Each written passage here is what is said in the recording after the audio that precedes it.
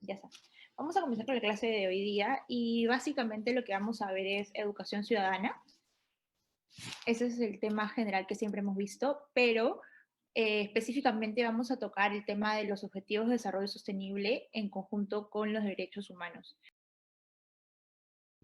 En primer lugar, quisiera antes de darles la teoría o explicarles qué son los objetivos de desarrollo sostenible, que son más conocidos como los ODS, pero en esta ocasión vamos a ver 5 generales ahora, pero uno en específico, y así vamos a ir viendo las clases para que ustedes también puedan tener un conocimiento bastante fundado de cada uno y no hay que hacerlo como solo por la prisa. Así que vamos a continuar. A ver.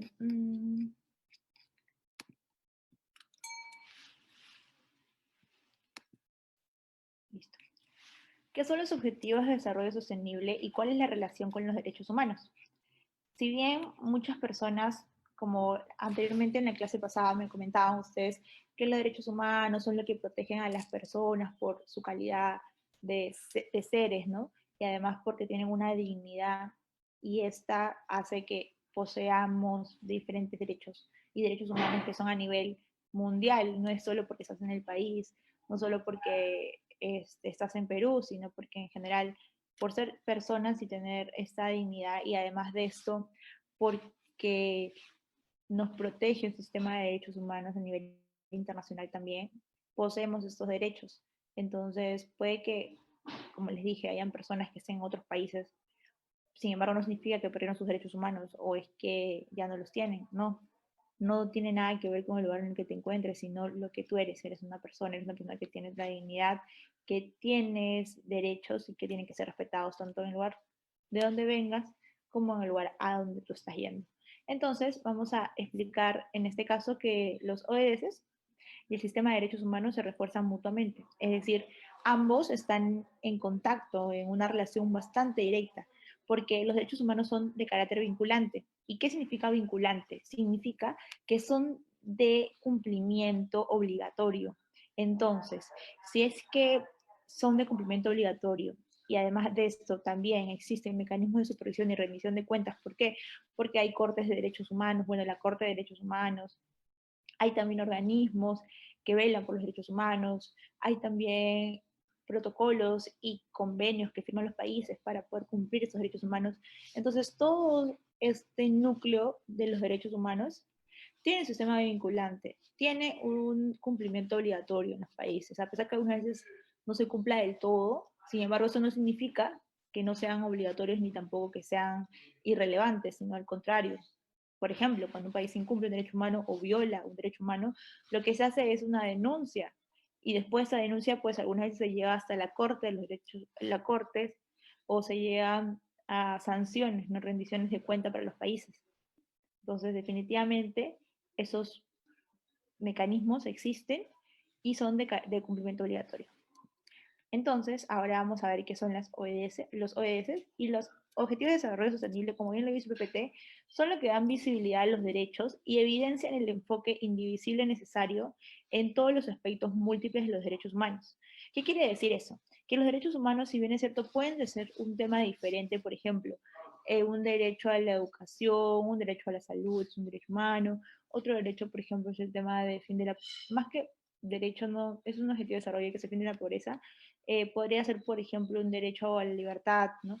Entonces, todos esos derechos, si bien es cierto, son diferentes, comparten algunas características para que uno pueda ser logrado o se necesita de uno para que el otro pueda realmente ser dado en la práctica. Es decir, que podamos tener este derecho, o más que tenerlo, ejercerlo en la práctica, porque ya los tenemos. Entonces, los objetivos de desarrollo sostenible buscan estas vinculaciones, este apoyo entre derechos que pueden algunas veces parecer muy lejanos, pero no, no son lejanos, sino al contrario, todos esos se vinculan para poder lograr, en primer lugar, un apoyo y desarrollo de las personas, una prosperidad, paz y colaboración. Entonces, eso es lo que busca los Objetivos de Desarrollo Sostenible, que también apunta a que haya un desarrollo sostenible. Y este desarrollo sostenible significa que si bien nosotros tenemos derechos, también cuidemos nuestro planeta, hagamos que nuestro planeta pueda ser sostenible en el tiempo cumpliendo con nuestros derechos humanos. Entonces es una vinculación directa con el sentido también de la sostenibilidad que debemos nosotros tener, tanto siendo jóvenes, siendo adolescentes, siendo adultos, es decir, todas las personas, tener no solo con nuestros derechos, sino también con el mundo.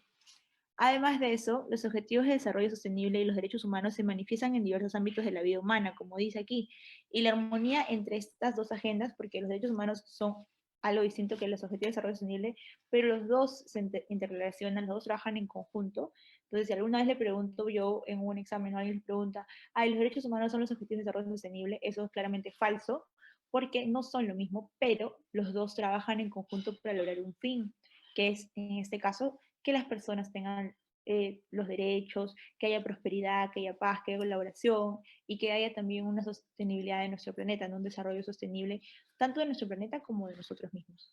Entonces, estas dos agendas trabajan en armonía. Además de ello, benefician para los esfuerzos gubernamentales. ¿Y qué significa gubernamental? Es decir, para los gobiernos, para las personas que toman las decisiones, que nosotros votamos por ellos o votamos por ellas, y entonces ellos buscan también fines comunitarios, fines de respeto a los derechos humanos, a los derechos, bueno, eso deberían buscar.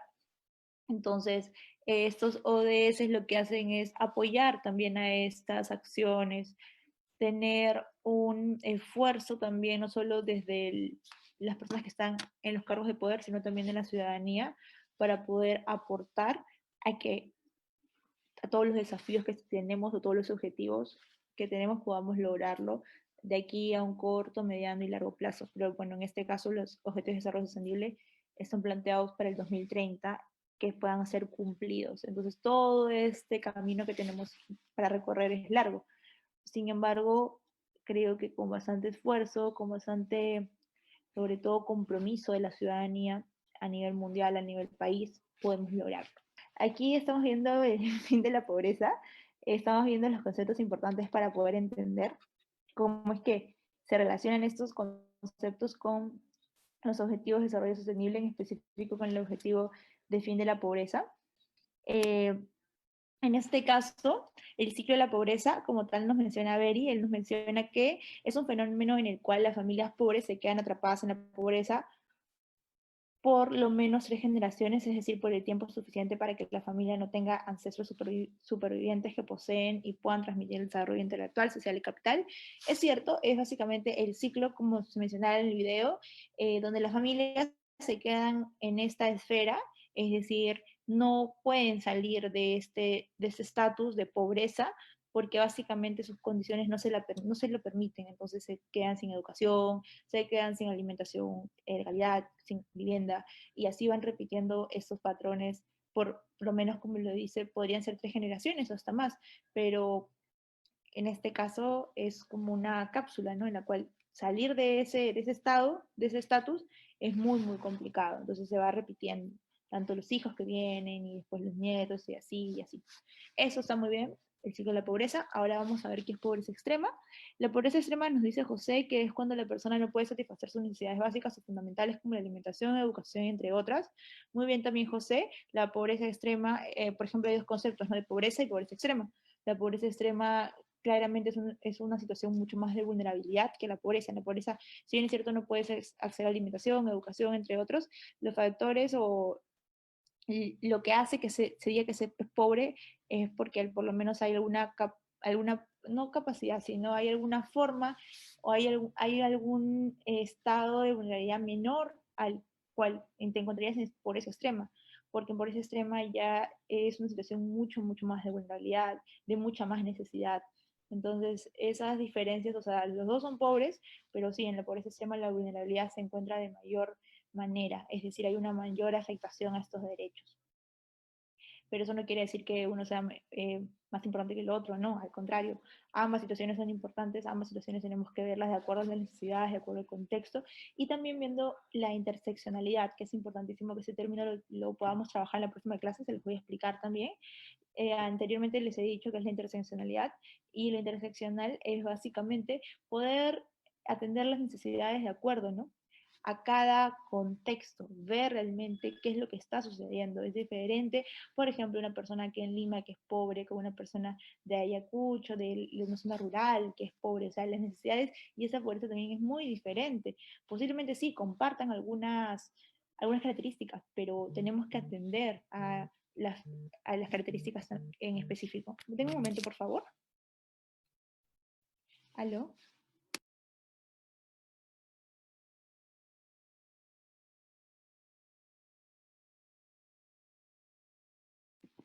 Bueno, lo siento, entonces seguimos. Luego la indigencia, como me mencionaban aquí, la indigencia me decían que es la falta, ¿dónde está? Que es la falta de los mínimos recursos económicos para poder vivir.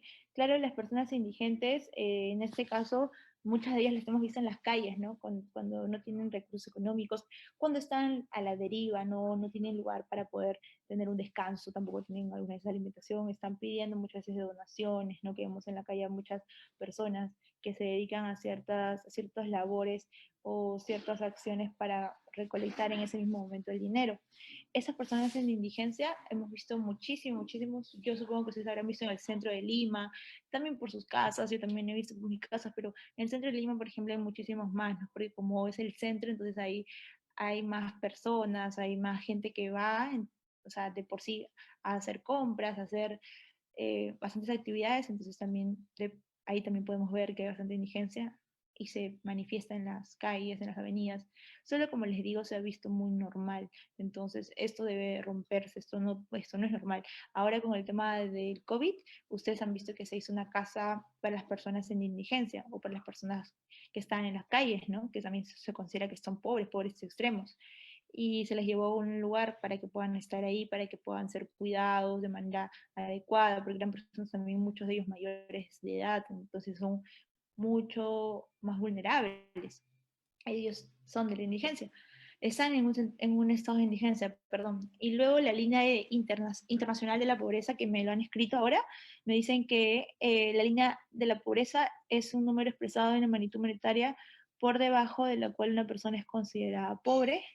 Claro, en este caso la línea de la pobreza, podemos entenderlo internacional de la pobreza, es como una característica, una herramienta que se mide a nivel de internacionalmente, ¿no? A nivel de todo el mundo, de cómo consideramos a las personas pobres, ¿no? Por ejemplo, como lo vimos aquí, vimos que lo que decía este diplomático era que las personas que viven con menos de $1.90, $1.90, eh, está, están considerados como pobres porque dentro de esta línea internacional, con el tema de la medición, con las características que se ven de modo, por ejemplo, a nivel mundial, se puede considerar que una persona con esta supervivencia, con este nivel monetario, pues está dentro de la pobreza. Entonces es una herramienta para poder medir la pobreza. Después nos dicen que si naces pobre no es tu culpa, pero si te mueres pobre, eso es tu culpa. Me recordé de eso, dice José. Algunas veces dicen eso, la verdad es que no es tan sencillo, o sea, cuando alguien dice, ah, eres pobre, pues entonces si te mueres pobre es porque ya tú no has buscado formas de salir de la pobreza. Eso podemos decirlo desde nuestros privilegios, desde nuestro privilegio es que sí, vamos al colegio, que sí, tenemos una casa, que sí, así sea la casa que tengamos, pero por lo menos tenemos una casa donde vivir. En cambio, esas personas a veces ni tienen casa.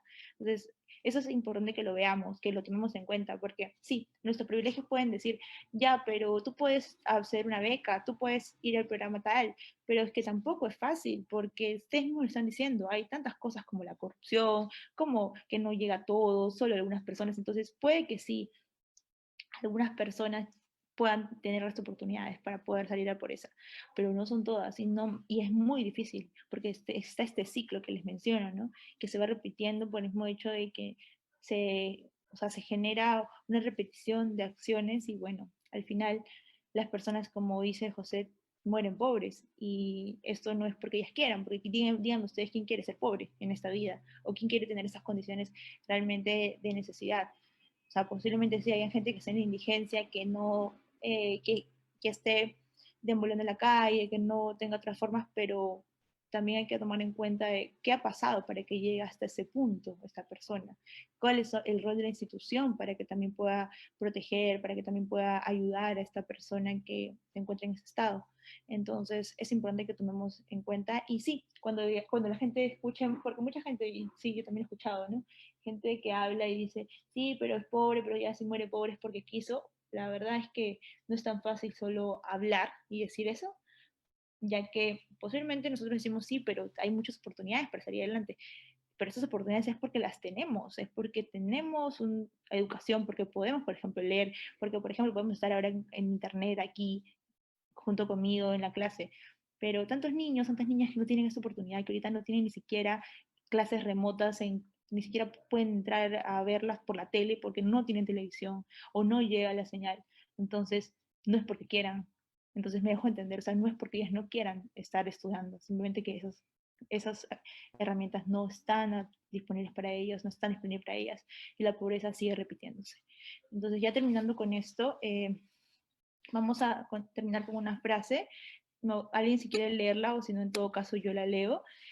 Y erradicar la pobreza no es un acto de caridad, es un acto de justicia. Nelson Mandela, una persona que nació en 1918 y murió en el 2013. Esta es una frase súper importante porque no es que nosotros estemos solos, o sea, que estemos haciendo caridad para decir, sí, miren, estamos haciendo algo como positivo, sino que es algo justo, algo que realmente es necesario, porque estas personas, si bien es cierto, nosotros no compartimos algunas, quizás yo no sé de cómo será, no conozco a todos, pero posiblemente hablo en general de que no estemos en pobreza, sin embargo eso no significa que seamos indiferentes o peor aún que no hagamos nada para poder cambiar esta situación que muchas personas viven, no solo en el Perú, sino en el mundo. Claro, en el Perú se ve que hay bastantes personas con pobreza y eso sí puede cambiarse si nosotros desde nuestras acciones, desde nuestros espacios en los que estamos, cuestionamos, hacemos algo para que cambie y también tenemos actos